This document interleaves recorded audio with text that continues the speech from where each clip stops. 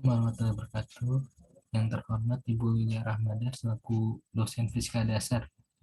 Di sini saya perwakilan dari kelompok 3 yang mempresentasikan prinsip cahaya dalam teknologi farmasi. Kelompok 3 yang beranggotakan Lilia Putri Eka Setiawan, Cita Putri Kirtana Ningrum, Nandini Fatia, Rakai Kasaputra, dan Sri Mulyati. Cahaya merupakan salah satu contoh gelombang elektromagnetik yang gelombangnya tidak memerlukan medium sebagai media perambatnya. Ada dua macam sumber cahaya, yaitu sumber cahaya alami dan buatan. Sumber cahaya alami merupakan sumber cahaya yang menghasilkan cahaya secara alamiah dan setiap saat. Sumber cahaya buatan merupakan sumber cahaya yang memancarkan cahaya karena dibuat manusia dan tidak terjadi setiap saat. Contohnya lampu senter, lampu neon, dan lilin. Sebagaimana salah satu bentuk gelombang, cahaya memiliki sifat-sifat gelombang diantaranya cahaya merambat lurus. Cahaya dapat dipantulkan dan dapat dibiaskan untuk membuktikan bahwa cahaya merambat lurus dapat dilakukan eksperimen sederhana. Rumus cahaya. Rumus. Seper F sama dengan seper S sama dengan seper S aksen. Keterangan. F sama dengan jarak fokus ke cermin. S jarak benda ke cermin. S aksen jarak bayangan ke cermin. Contoh soal. Suatu benda diletakkan di depan sebuah lensa cembung yang memiliki jarak titik fokus 8 cm. Tentukan jarak benda dari lensa jika diinginkan bayangan yang terbentuk terletak 16 cm di belakang lensa. Pembahasan. Diketahui F sama dengan 8 cm, S aksen sama dengan 16 cm. Ditanya S. Jawab. Seper S sama dengan seper F dikurang seper S aksen. Seper S sama dengan seper 8 dikurang seper 16 sama dengan 2 per 1. 2 dikurang 1 per 16 sama dengan seper 16. S sama dengan 16 per 1 sama dengan 16 cm. Pengertian pemantulan cahaya. Pemantulan cahaya sebenarnya merupakan proses terpancarnya kembali cahaya di mana cahaya tersebut mengenai permukaan benda yang mengkilat. Proses pemantulan cahaya tersebut terjadi sangatlah unik, di mana sudut pantul cahaya akan sama dengan sudut datangnya yang diukur dari garis normal. Hukum-hukum pemantulan cahaya. Cahaya memiliki beberapa aturan yang kita biasa menyebutnya dengan hukum pemantulan cahaya. Hukum tersebut seperti berikut ini. 1. Sinar datang, pantul, dan garis normal terletak dalam satu bidang datar yang mana ketiganya berada dalam satu titik potong bidang pantulnya. 2. Sudut pantul cahaya nilainya sama besar dengan sudut datang cahaya. Ilustrasi di atas menunjukkan bahwa benar tentang sinar datang besarnya sama dengan sinar pantul. Dan tetapi lihat bagian bidang pantul dalam ilustrasi di atas. Bidang pantul seperti di atas adalah bidang pantul yang sangat ideal, di mana pantulan cahaya berada di permukaan bidang pada dasar bidang pantul.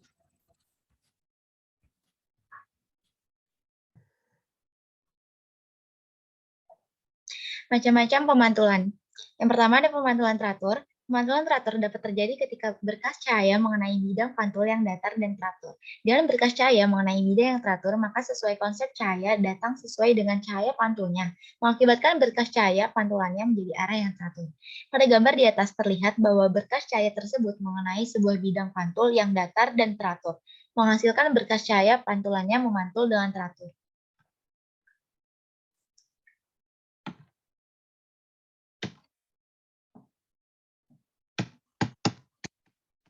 Saya nggak bisa keganti lagi. Gimana dong? Ih, kelakuan. Keganti nggak sih dulu pada? Baru keganti lagi. Ulang lagi ah. Macam-macam pemantulan. Yang pertama ada pemantulan teratur. Pemantulan teratur dapat terjadi ketika berkas cahaya mengenai bidang pantul yang datar dan teratur. Dengan berkas cahaya mengenai bidang yang teratur, maka sesuai konsep cahaya yang datang sesuai dengan cahaya pantulnya mengakibatkan berkas cahaya pantulannya menjadi arah yang teratur. Pada gambar di atas terlihat bahwa berkas cahaya tersebut mengenai sebuah bidang pantul yang datar dan teratur, menghasilkan berkas cahaya pantulannya memantul dengan teratur. Yang kedua itu ada pemantulan baur. Pemantulan baur merupakan pemantulan di mana suatu berkas cahaya mengenai bidang pantul yang tidak datar. Hasil dari pantulan tersebut adalah berkas cahaya akan memantul tidak terarah sesuai garis pantulnya sendiri. Pada gambar di atas, kalian dapat melihat bahwa setiap garis cahaya tetap memantul sesuai konsep di atas. Yang membedakan adalah bidang pantulnya. Pemantulan bor ini terjadi karena bidangnya tidak beraturan, akan tetapi konsep pemantulannya tetaplah sama. Jadi, pemantulan cahaya secara umum memiliki sudut yang sama antara sinar dating dan sinar pantul. Pemantulan teratur dapat terjadi pada bidang pantul yang datar seperti pada cermin. Pemantulan baur dapat terjadi pada permukaan pantul yang tidak rata. Contohnya saja pada cermin yang kotor atau cermin yang retak. Rumus pemantulan cahaya. Untuk dapat mengetahui berapa banyaknya bayangan dari dua buah cermin yang membentuk suatu sudut, maka rumusnya yaitu N sama dengan 360 derajat per alfa kurang 1. Keterangannya itu N sama dengan banyaknya jumlah bayangan, alfa sama dengan sudut dua cermin. Contoh soal, sebuah benda diletakkan di antara dua cermin datar yang disusun sedemikian rupa sehingga membentuk sudut 45 derajat satu sama lain. Berapa banyak bayangan benda yang terbentuk? Pembahasannya, diketahui alfa sama dengan 45 derajat. Ditanya N-nya, jawab N sama dengan 360 derajat per 45 derajat dikurang 1. N sama dengan 8 dikurang 1, N sama dengan 7. Rumus pembiasan cahaya. Pembiasan cahaya dapat terjadi dikarenakan perbedaan laju cahaya pada kedua medium. Laju cahaya pada medium yang rapat lebih kecil dibandingkan dengan laju cahaya pada medium yang kurang rapat. Menurut Christian Huygens, 1629 sampai 1695, perbandingan laju cahaya dalam ruang hampa dengan laju cahaya dalam suatu zat dinamakan indeks bias. Untuk mengetahui besarnya pembiasan cahaya, kita harus memahami rumus indeks bias mutlak, yaitu N sama dengan C per V. Keterangannya, C sama dengan laju cahaya dalam ruang hampa dan besarnya sudah ditentukan, yaitu 3 kali 10 pangkat 8 meter per second. V-nya sama dengan kecepatan laju cahaya dalam medium, N-nya sama dengan indeks bias mutlak.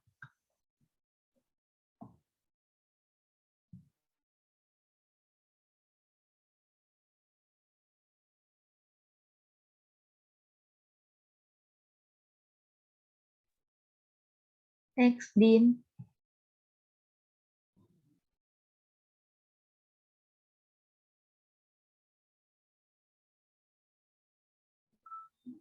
Tabel indeks mutlak berbagai medium.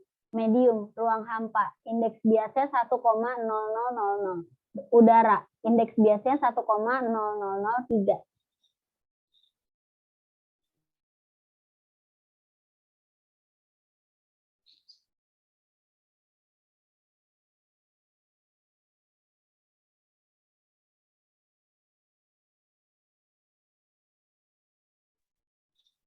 Air.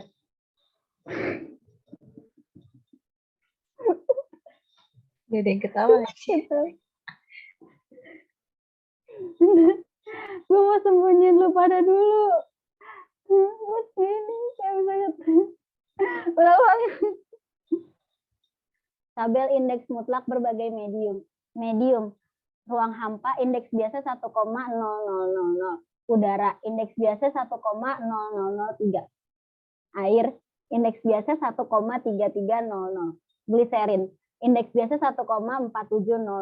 Kaca corona, indeks biasa 1,5200. Kristal kuarsa, indeks biasa 1,5400. Kaca flinta, indeks biasa 1,6200. Batu nilam, indeks biasa 1,7600. Intan, indeks biasnya 2,4200.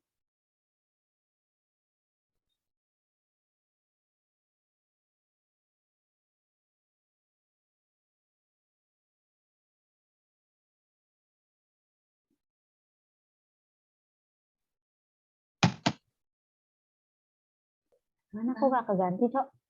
Nggak tahu ya. Ngelag dia. Astagfirullahaladzim. Sabar. Ini panjang.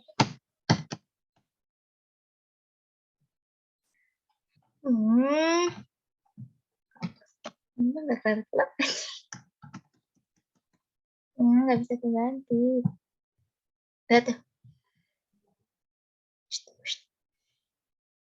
Contoh soal, cahaya merambat dari udara ke air. Bila cepat rambat cahaya di udara adalah 3 kali 108 meter per sekon dan indeks bias air 4/3, maka tentukanlah cepat rambat cahaya di air. Pembahasan, diketahui C sama dengan 3 kali 10 pangkat 8 meter per sekon.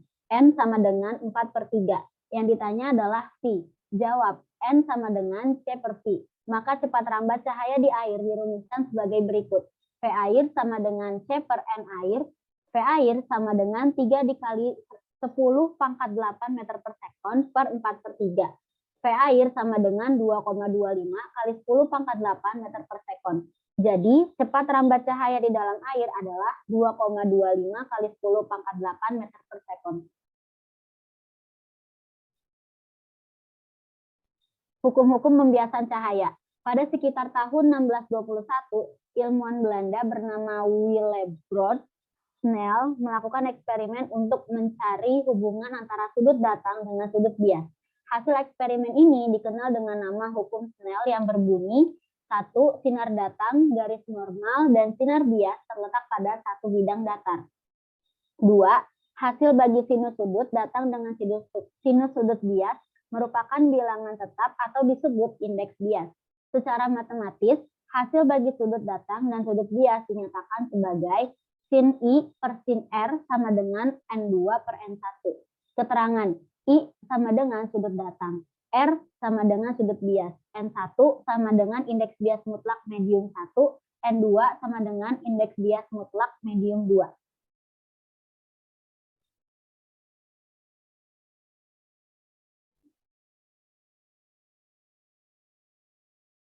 Contoh soal, seseorang menyinari sebuah kaca tebal dengan sudut 30 derajat terhadap garis normal. Jika cepat rambat cahaya di dalam kaca adalah 2 kali 108 meter per sekon, tentukan indeks bias kaca dan sudut biasnya. Pembahasan, diketahui beta I sama dengan 30 derajat. P2 sama dengan 2 kali 108 meter per sekon.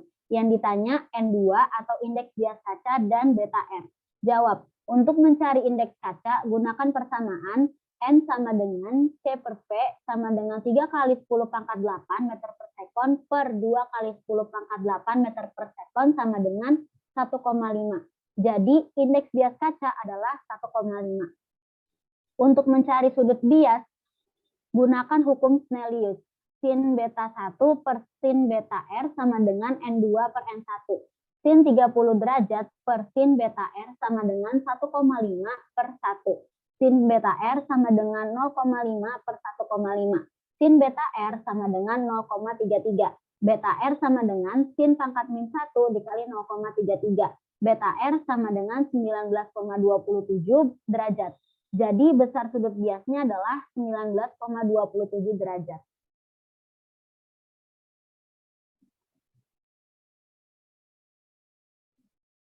Pembiasan cahaya pada lensa. Lensa adalah benda bening yang dibentuk sedemikian rupa sehingga dapat membiaskan atau meneruskan hampir semua cahaya yang melaluinya. 1. Lensa cembung. Lensa cembung disebut juga lensa konvergen atau lensa positif, merupakan lensa yang memiliki bagian tengah lebih tebal daripada bagian ujungnya. Agar lebih mudah memahami pembentukan bayangan yang terjadi, maka perhatikan bagian-bagian lensa cembung di bawah ini. SU sama dengan sumbu utama. O titik pusat optik lensa. F1 dan F2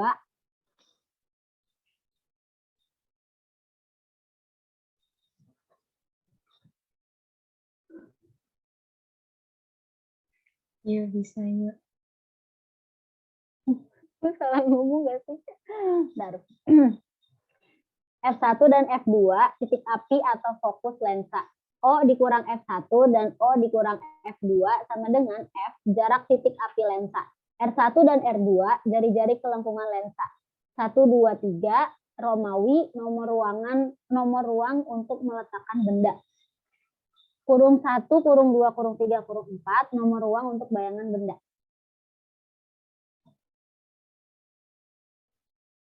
Ada 3 buah. Sebentar ya, ulang. Ada 3 buah sinar istimewa pada lensa cembung, yaitu yang pertama, sinar datang sejajar sumbu utama akan dibiaskan melalui titik api fokus F. Sinar datang melalui titik api F akan dibiaskan sejajar sumbu utama. Sinar datang melalui titik pusat optik lensa O tidak dibiaskan melainkan diteruskan. Lensa cembung mempunyai sifat seperti cermin cekung, oleh karena itu bayangan yang dibentuk pun hampir sama, yaitu bayangan nyata terjadi dari potongan sinar-sinar bias yang mengumpul. Bayangan nyata pada lensa cembung terjadi jika benda terletak di ruang 2 dan 3. Bayangan maya terjadi dari perpotongan perpanjangan sinar-sinar bias yang Bayangan maya terjadi dari potongan perpanjangan sinar-sinar bias yang menyebar. Bayangan maya pada lensa cembung terdiri ya Allah, tipe mulu, sebentar, maaf. Banget. Bayangan maya terjadi dari potongan perpanjangan sinar-sinar bias yang menyebar. Bayangan maya pada lensa cembung terjadi jika benda terletak di ruang satu. Yang kedua, lensa cembung. Kelewat dikit.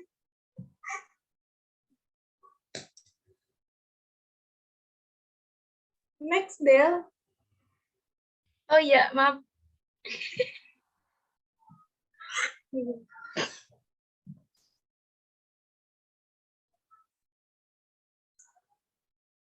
Yang kedua, lensa cekung. Lensa cekung bersifat divergen atau menyebarkan cahaya. Pembentukan bayangan pada lensa cekung mempunyai titik api fokus yang dinyatakan dengan negatif.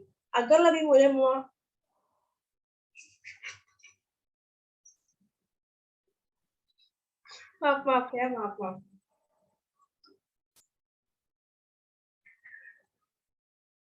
Lensa cekung bersifat divergen atau menyebarkan cahaya. Pembentukan bayangan itu bentar, kok gue pengen ketawa ya. Kamu mau ya? Ya, ketawa aja dulu. Kita langsung dari awal aja yang dua. Bentar ya. Iya, guys. Yang kedua, lensa cekung. Lensa cekung bersifat divergen atau menyebarkan cahaya. Pembentukan bayangan pada lensa cekung mempunyai titik api fokus yang dinyatakan dengan negatif. Agar lebih mudah memahami bentuk bayangan yang terjadi, maka perhatikan bagian-bagian lensa cekung di bawah ini. SU sama dengan sumbu utama, O sama dengan titik pusat optik lensa, F1 dan F2 sama dengan titik api fokus lensa, O min F1 dan O min F2, F sama dengan jarak titik api lensa. R1 dan R2 sama dengan jari-jari kelengkungan lensa. R1 dan R2 sama dengan jari-jari kelengkungan lensa. 3 berkas cahaya atau sinar istimewa pada lensa cembung sinar datang. Jadi nggak nyambung sih. Bentar, maaf. Ya Allah. 3 berkas cahaya atau sinar istimewa pada lensa cembung sinar datar sejajar sumbu utama akan dibiaskan seolah-olah dari titik api F1. Next, Del. Yang ketiga, berkas cahaya lensa cekung. Yang pertama, ada sinar datang sejajar sumbu utama akan dibiaskan seolah-olah dari titik api F1. Yang kedua, sinar datang seolah-olah menuju titik api F2 akan dibiaskan sejajar sumbu utama. Yang ketiga, sinar datang melalui titik pusat optik lensa tidak dibiaskan melainkan diteruskan. Lensa cekung hanya dapat membentuk satu macam bayangan, yaitu bayangan maya dari benda yang terletak di depan lensa dengan sembarangan penempatan. Sifat bayangan yang terjadi yang pertama maya di depan lensa, yang kedua tegak, yang ketiga diperkecil.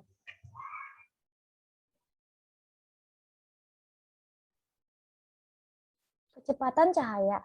Kecepatan cahaya merupakan sebuah konstanta yang disimbolkan dengan huruf C, singkatan dari celeritas yang dirujuk dari bahasa Latin yang berarti kecepatan. Kecepatan cahaya di dalam ruang hampa selalu sama untuk semua pengamat dan tidak bergantung pada gerak sumber cahaya. Dengan begitu, menunjukkan bahwa tidak ada benda bermassa yang mampu untuk menempuh dan menyamai kecepatan cahaya. Rumus kecepatan cahaya. C adalah konstanta cahaya yang berkaitan dengan waktu dan ruang. Contoh soal dan penyelesaiannya. Apabila kecepatan cahaya adalah 3 kali 10 pangkat 8 meter per second, berapa panjang dari 1 tahun cahaya tersebut? Jawaban. 1 tahun sama dengan 365 hari dikali 24 jam dikali 60 menit dikali 60 sekon. Sama dengan 31.356.000 sekon. 1 tahun cahaya sama dengan kecepatan cahaya dikali 1 tahun.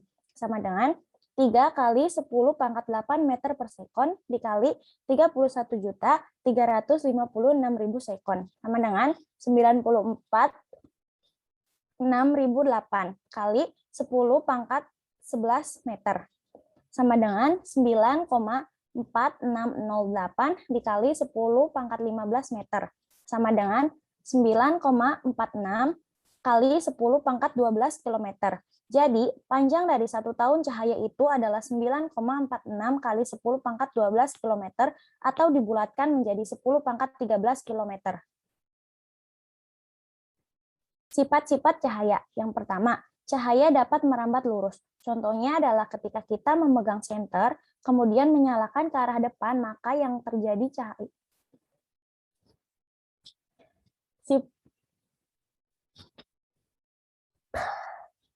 Semangat, Tri.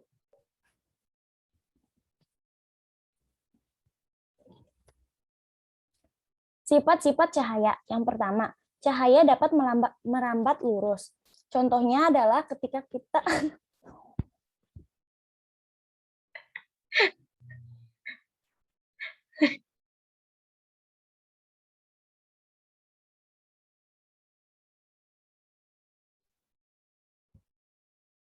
Sifat-sifat cahaya. Yang pertama, cahaya dapat merambat lurus. Contohnya adalah ketika kita memegang senter, kemudian menyalakan ke arah depan, maka yang terjadi cahaya merambat lurus sesuai arah yang kita inginkan. Yang kedua, cahaya dapat dipantulkan. Contohnya adalah ketika kita bermain-main di siang hari dengan membawa sebuah cermin atau spion, kita arahkan kedatangannya sinar matahari, lalu kita coba mengarahkannya ke segala arah, maka yang terjadi ada sebuah cahaya yang terpantul dari sinar matahari tersebut. Yang ketiga, cahaya dapat menembus benda bening. Contohnya adalah ketika kita melihat ke atas rumah yang memakai genteng dari kaca bening, maka cahaya sinar matahari dapat masuk tanpa terhalang kereta genteng terbuat dari kaca bening. Keempat, cahaya dapat dibelokkan atau dibiaskan. Contohnya adalah ketika kita berenang dan dapat meletakkan sebuah tongkat ke dalam air yang terkena cahaya matahari dari atas. Maka tongkat tersebut terlihat lebih besar dari ukuran yang sebenarnya.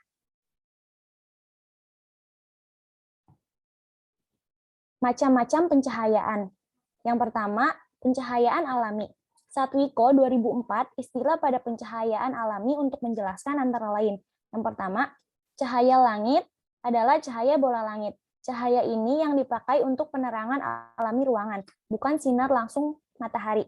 Sinar langsung matahari akan sangat menyilaukan dan membawa panas, sehingga tidak dipakai untuk menerangi ruangan. Yang kedua, langit rancangan.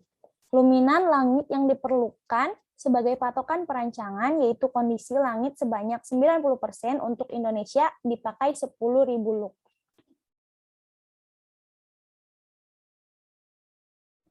Yang kedua, pencahayaan buatan. Satwiko 2004 menjelaskan beberapa secara singkat istilah untuk pencahayaan buatan. Antara lain, lampu, yaitu sesuatu yang menyala pada elemen pencahayaan buatan. Dudukan lampu disebut soket, dan rumah lampu disebut armatur. Efek pencahayaan terbagi menjadi 3 cara. Yang pertama, pencahayaan langsung. Contoh, lampu meja untuk membaca. Kedua, pencahayaan tak langsung. Contoh, ruang tamu. Ketiga, pencahayaan semi direct. Contohnya, ruang-ruang kantor.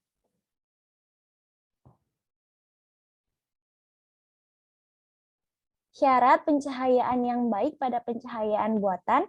Yang pertama, pencahayaan tidak boleh menimbulkan pertambahan udara. Kedua, sumber cahaya harus memberikan pencahayaan dengan intensitas yang tetap, menyebar, merata, tidak berkedip, tidak menyilaukan, dan tidak menimbulkan bayangan yang mengganggu. Ketiga, pencahayaan harus mencukupi intensitasnya sesuai dengan beban aktivitas.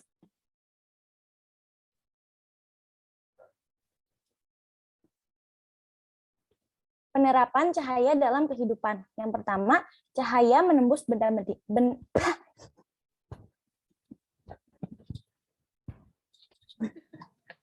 Sudah, Bu.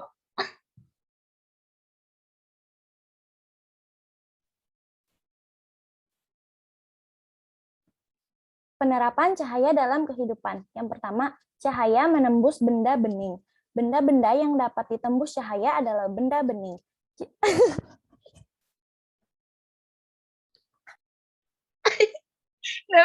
Tarik napas dulu, Bun. Tarik napas dulu. Tarik napas. Namanya pada nular semua dah.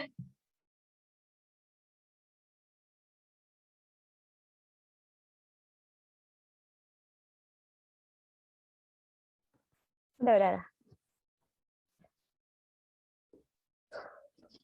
Penerapan cahaya dalam kehidupan. Yang pertama, cahaya menembus benda bening. Benda-benda yang dapat ditembus cahaya adalah benda bening. Jadi, benda bening dapat meneruskan cahaya. Misalnya kaca, lensa, gelas, kertas minyak, air, dan benda-benda lainnya. Yang kedua, cahaya merambat lurus. Berkas cahaya merambat lurus dapat dilihat pada cahaya sinar matahari, cahaya lampu mobil, lampu senter, proyektor film, kamera, dan OHP. Ketiga, cahaya dapat dibiaskan. Pembiasan cahaya terjadi karena perubahan kecepatan perambatan cahaya pada medium yang dilewati. Misalnya dari udara ke air, dari air ke udara, dari kaca ke udara, dan lain-lain. Keempat, cahaya dapat dipantulkan. Kita dapat melihat benda-benda di sekitar kita karena ada pantulan cahaya dari benda. Sifat-sifat pantulan pada cermin antara lain. Cermin datar, cahaya akan dipantulkan dengan baik. Telah.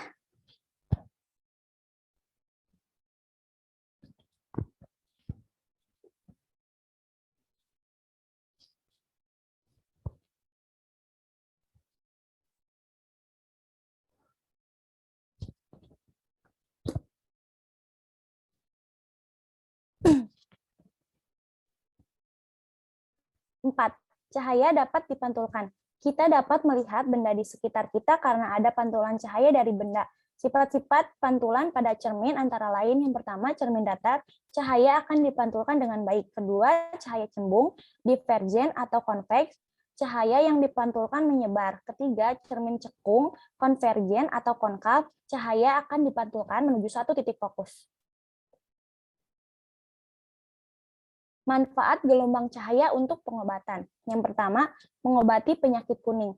Penyakit kuning pada bayi yang baru lahir juga dapat diobati oleh terapi cahaya. Kedua, mengobati penyakit kulit. Gelombang cahaya jenis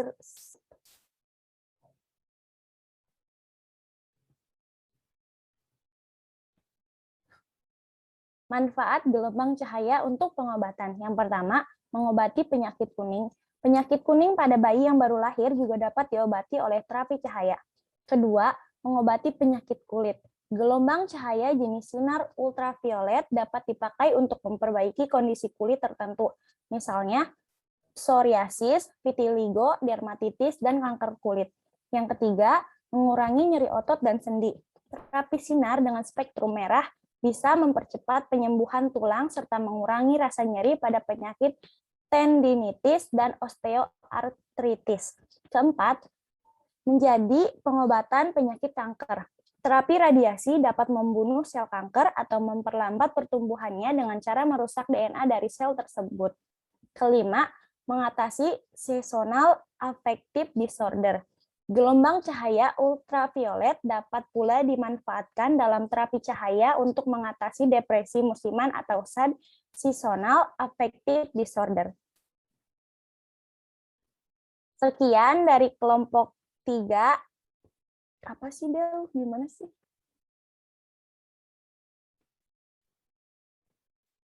Sekian presentasi dari kelompok 3. Kurang lebihnya mohon maaf. Maaf. Wassalamualaikum warahmatullahi wabarakatuh. Oh iya. Salam. Gimana ini? Kalau sabar. Ntar kita nggak ke-save dah.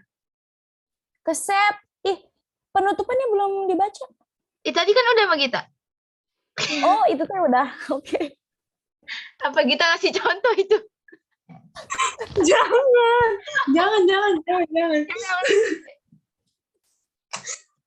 Jangan, itu gue ngomongnya lagi nggak benar. Baca lagi nggak? Baca. Oke. Bentar dulu. Sekian presentasi dari kelompok kami. Kurang lebihnya mohon maaf. Wassalamualaikum warahmatullahi wabarakatuh. Gitu kan? Iya.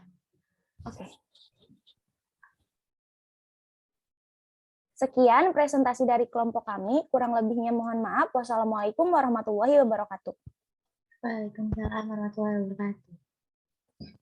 Sabar. Stop. Berarti stop record ya?